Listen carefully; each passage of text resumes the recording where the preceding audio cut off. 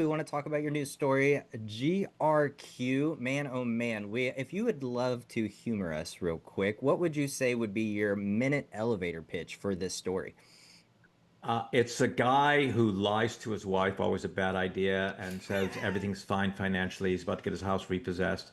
So he's got 7 hours to raise the money to save his home and thinks it's a good idea to invest everything in crypto Oh, and borrows money from everybody he knows and makes a crypto play. And it doesn't work out quite as he hoped, although it goes through a lot of adventures on the way. Meanwhile, there's a series of catastrophic earthquakes that are wiping out Los Angeles while all this is going on, and that's our narrative. wow, wow. That sounds intense. And it's a It comedy, does. right? It's Because of course it's it is, mainly right? it's mainly a comedy. It's a comedy again of human behavior. Yep. It's Yes. a lot of people see it as a thriller. It's got a lot of thrilling elements because there's this ticking clock. Hmm. But he goes to such desperate measures that again, with the foundation in humanity, we can see the worst parts of ourselves in this character. When he's speaking to a mortgage company, mortgage guy being played by Spencer Garrett, among others, and begging them for more time.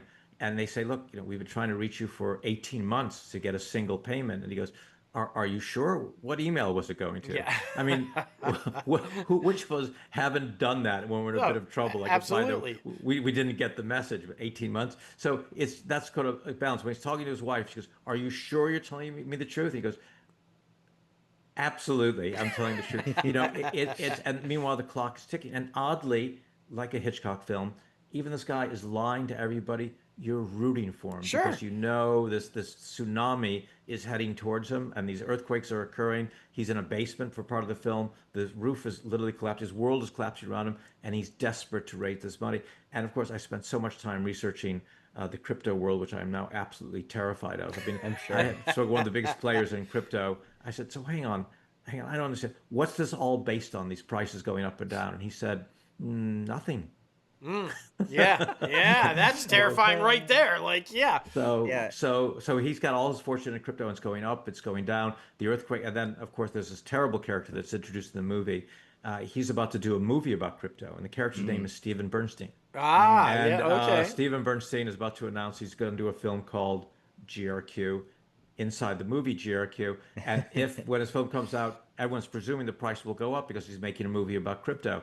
But then Steven Bernstein's being interviewed and he hmm. says that crypto is based on nothing and the price crashes down. So it's a wild, surreal, Wow. meta adventure in which I appear, but someone else, another actor, plays me. I appear as another character. That's where does an idea like this come from? Was this you're dictating something else and it just hits, or like, because that's a pretty cool idea. It's That is. original. It's like it's definitely going to be a character study.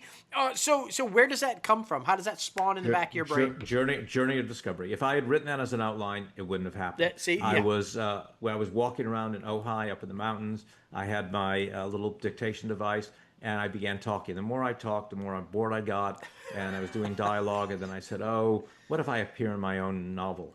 So right. then Steve Bernstein appeared in my novel, and I said, "I don't like Steve Bernstein that much. What if I have somebody criticizing Steve Bernstein?" And that person appeared, and then I thought my wife had just been yelling at me about how because the pandemic just happened. She wasn't happy with the amount of savings we had, quite rightly, and I'm scared of her because she's so much smarter than I am.